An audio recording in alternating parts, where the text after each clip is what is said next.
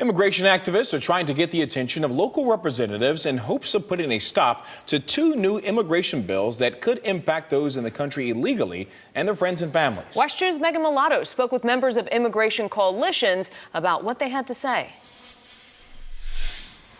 They tell me they're hosting events across the state Wednesday in cities like Sanford, Tampa, and Miami to get the attention of representatives there and show them how Senate Bill 1718 and House Bill 1617 could impact their communities. Two immigration bills recently introduced in the House and Senate raise a number of concerns for immigration activists.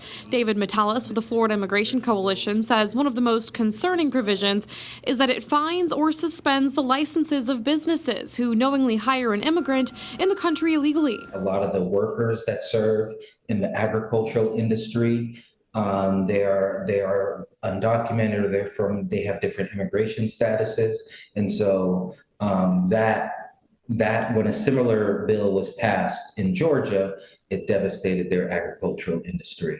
He says another concerning part is that it criminalizes those who have immigrants in the country illegally in their homes or cars. It's language that is very close to what you see in the Fugitive Slave Act from 1850.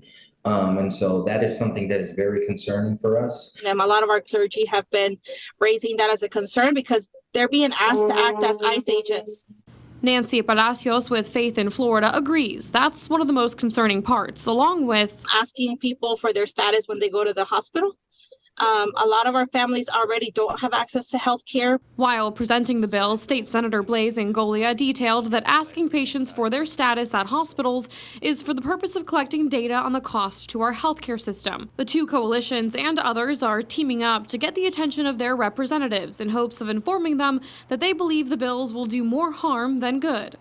When folks look at it, they think it doesn't affect them, but when the price of your groceries goes higher, when you're not able to find somebody or when the cost to get your house cleaned or to get somebody to take care of your parents, when the cost for that goes up because we don't have those workers, then folks will ask questions about where that comes from. And these are the policies that cause that to happen. Also in his presentation, State Senator Blaise Ingoglia says the bills would not apply to those who have already begun the immigration process. The bills are still being heard by committees. We reached out to the sponsors for comment, but haven't yet heard back. In our Osceola County Bureau, Megan Mulatto, WESH 2 News.